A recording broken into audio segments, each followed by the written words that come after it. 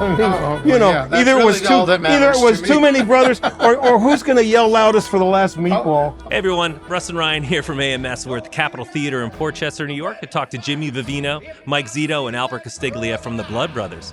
They're playing with Bill Murray tonight, Russ. We got a chance to talk about Gibson guitars, trading gear, and what it's actually like to play with Bill Murray. We hope you enjoy.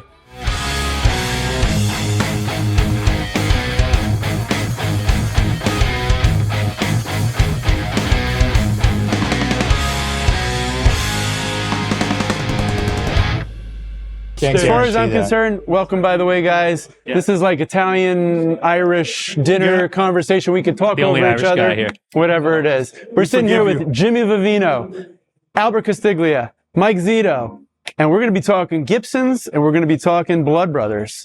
So, guys, why don't we kind of dive into the guitars here that you're all already holding us? Okay, well, I'll just tell the quick story about Mike. Please. Mike calls me, and I'm like an honorary blood brother. I'm like a half blood brother. So Mike calls me and says, "Hey, let's get some. We need to think about getting some matching guitars for this tour, man." And we talked about a couple of different things. We talked about some sparkle, maybe some, and then I quickly went on the Gibson website to take a look and see is there anything, and these things popped out. They're like a candy apple red, flip-flop, beautiful finish. And so I think originally you had talked to Mark and Yeasy, and then he said, well, have Jimmy call Beth Height, who does all the, really all the networking for me. Yeah. She's been great. Her and Pete Leinheiser in LA have been great for me. So Beth, right away, I sent her a picture from the website, and I said, these. And she says, are you sure? I said, yeah. I said, yeah, those. Can we get 3 of these? And then she called me back in a couple of days. Where do you want them delivered? Nice. So we had them sent to Chicago to our first gig. Yeah, that's right. And I was nervous saying, when I kept calling the front desk, did they come yet? Did the guitars come? And then the guitars came, and these guys came up to the room, and I had already picked the best one. I left the other 2. They're all equally great. Rightfully so. Yes, Don't you think they're all like equally? Well, I like mine best. Honestly, yeah. I love mine. Yeah. Oh, have you traded them just to see it? No. Nobody touches. This played right. They played right out of the box. Yeah. Right out of the box. It didn't have to be set up. Yeah, they have a 60 style. 60s. Right? Mine had a Z right there, so I knew it was mine. Yeah, you did that. Oh, I did. Zorro came at night. So is this essentially the unofficial Blood Brothers Blood Red Les Paul? I mean, is that the deal? I guess it is. Yeah, man. Gibson was just really cool to step up and send us some sweet guitars so that, at least for several songs on the show, we're playing these 3, matching guitars. It's really great looking. It's fun. And we all get up right up front with them, it's old school rock and roll fun. And they're 60s, they call them 60s style because they have reflector knobs like a 1960, and they have a flatter, thinner neck, but it's nice and wide. Pickups are not super hot. No, they're really good. They're really good. I think they're just maybe either the Seth Lovers or the PAFs, whatever they're making. Right. I mean, lately, and they've just been out of the box good, like Albert said. The neck is perfect for me because I like the slim taper necks. Yeah. Like my favorite model year Les Pauls were the 2013s because I think they were all solely slim tapered. And so not 1959, 2013. Yeah, that's right. A lot of people don't talk about that. Like it's the 58, 59, the 13. I'm not one of those pretentious guys that's talks about the vintage thing. No, I'm both so vintage. Right. Sorry, I like the 2013s. Yeah, right. Most of the old guys that we knew, when they got the chance to get a new guitar, they just dumped their old guitar. They didn't care much.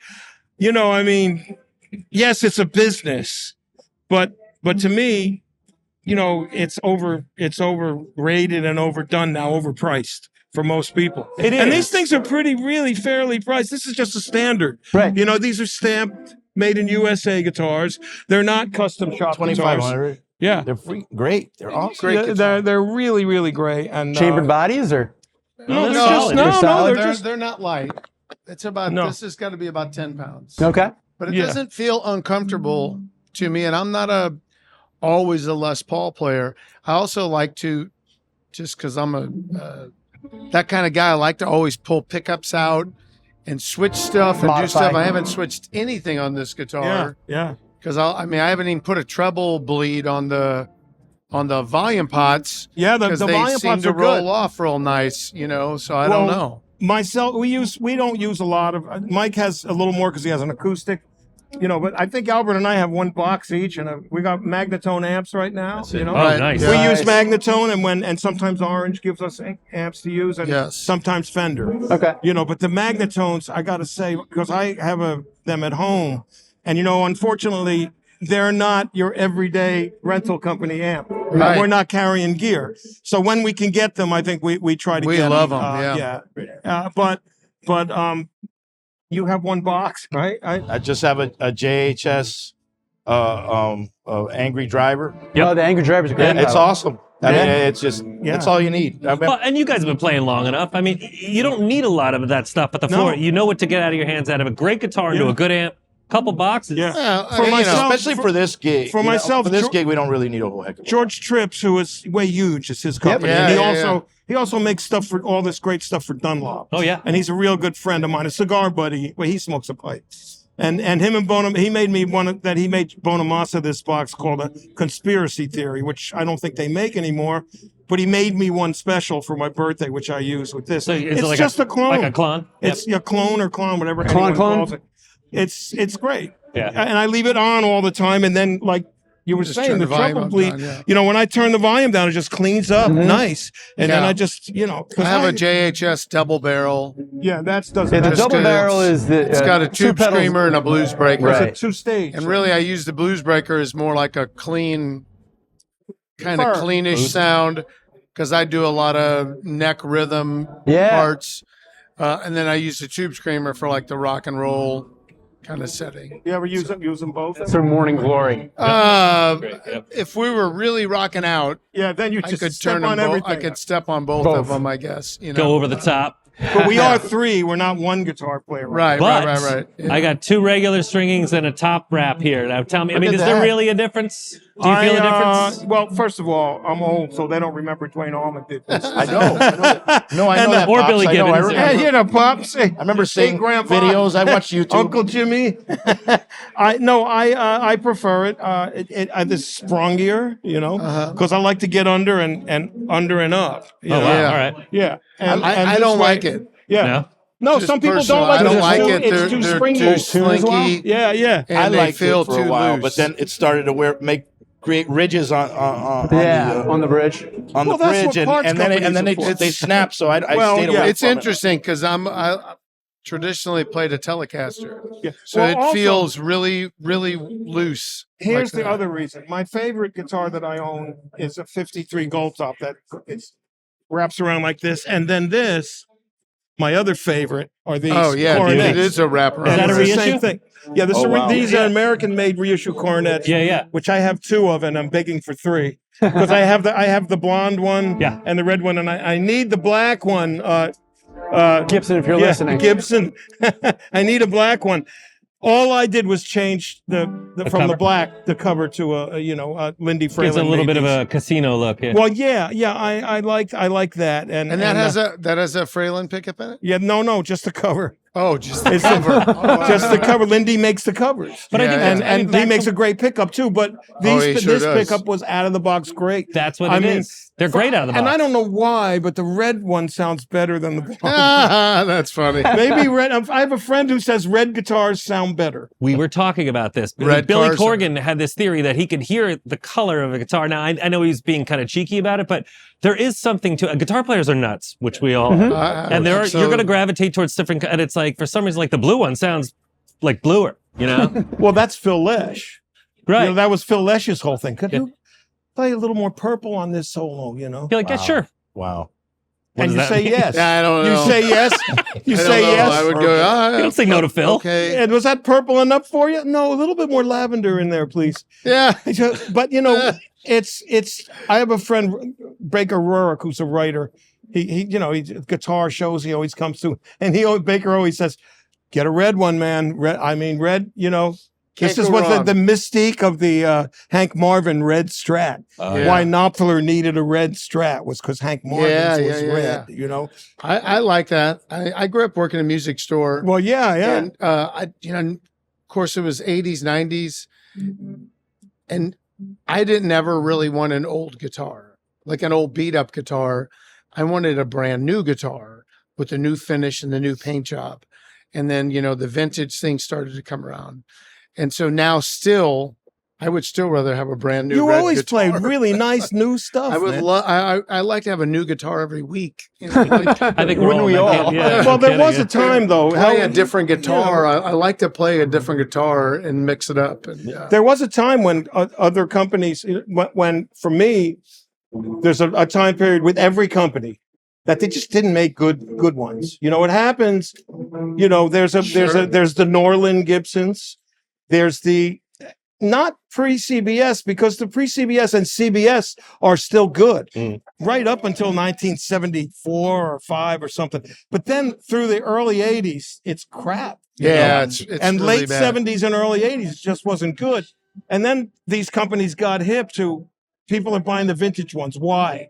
And they started doing this reverse research. I remember being at a show when back when Gibson, way back, a NAMM show, and they had me and a bunch of other guys bring our vintage Gibsons in because they wanted to put them on the bench and say why, and they were questioning us and having interviews of why is this better than what we're making now? And we were telling them right off, right down to the plastic being wrong. There was remember it was kind of pinkish. Yep. Yeah. Everything, and that's when.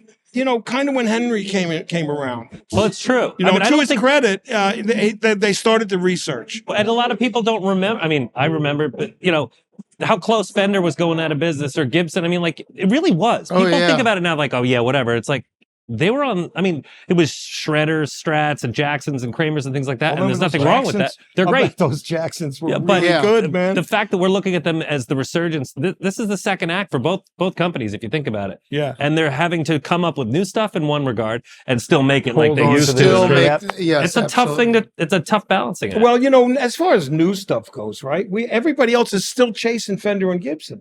So I mean, really, every good PRS guitar is a Fender or a Gibson now. And every good, just about any company. Don't tell Paul that. They can't. Well, no, you can't, because the first versions were like Gibsons, Paul, with all due respect, even to great wraparound tailpieces on some of them.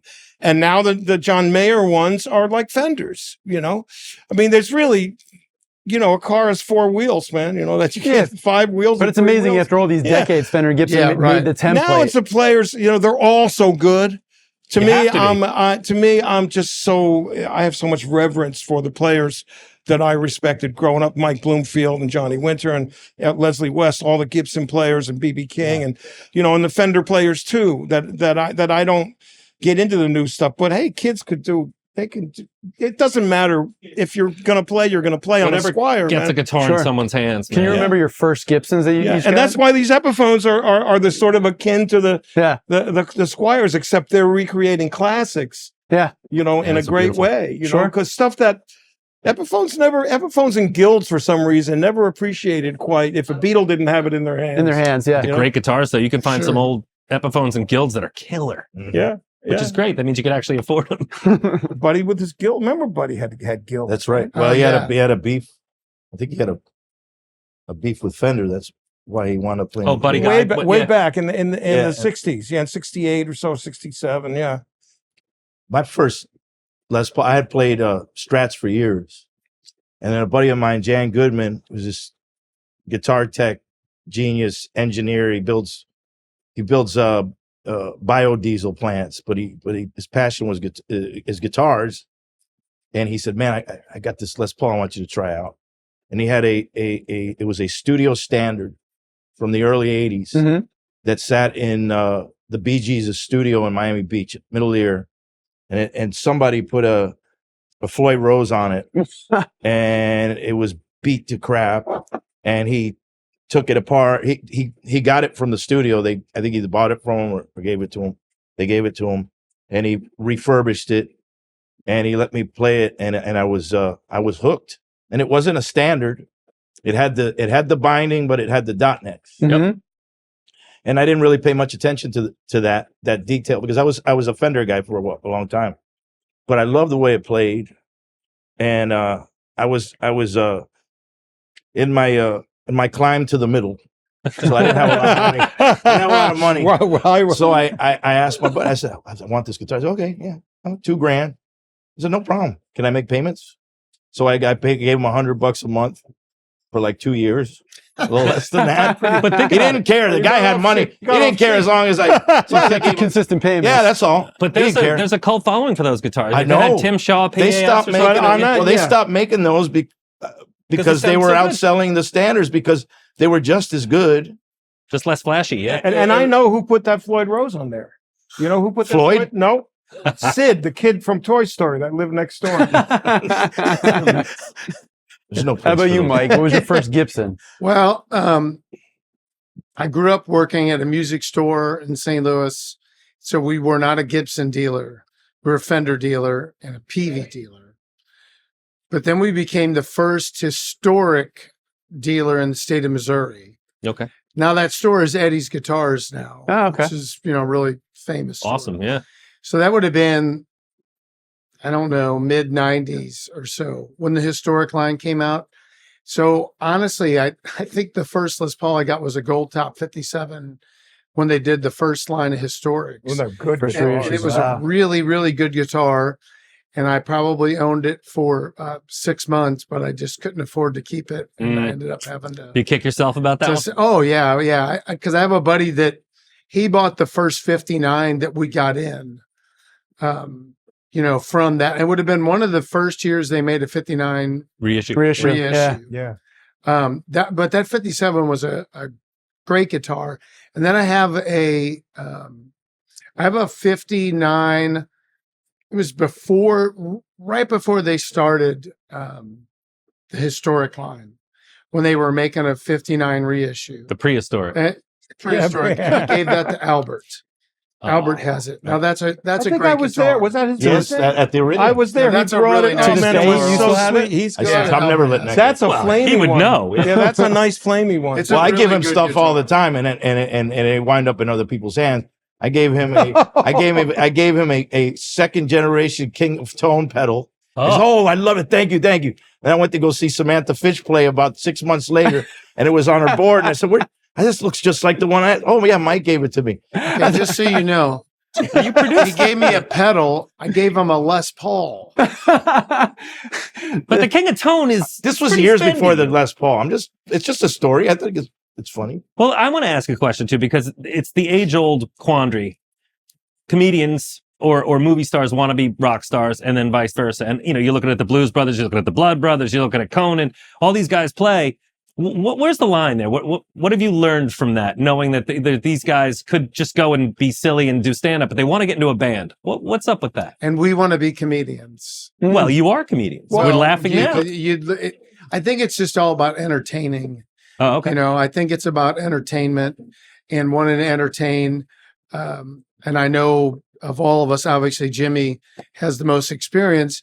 The further you would go back in the history of entertainment, comedians did sing and play. They and did dance. everything. We talk about that. They had to do everything. And Steve Allen. everyone could do it all. So it's not uncommon to me that, Bill, we're working with Bill Murray. He had a band in high school. And when I met the Murray brothers in around 79, all of them, 79, 80, Bill was established already for 5 years from Saturday Night Live, coming down. And it happened so quick. Yeah. Between 75, his career from that show, and so I knew Brian and Bill and Johnny, and John was a bartender, of course, and Andy was a chef. And we would go to places uptown like JP's, and I'd be playing, and they would come up and sing at any point, any one of them, and it was kind of like that.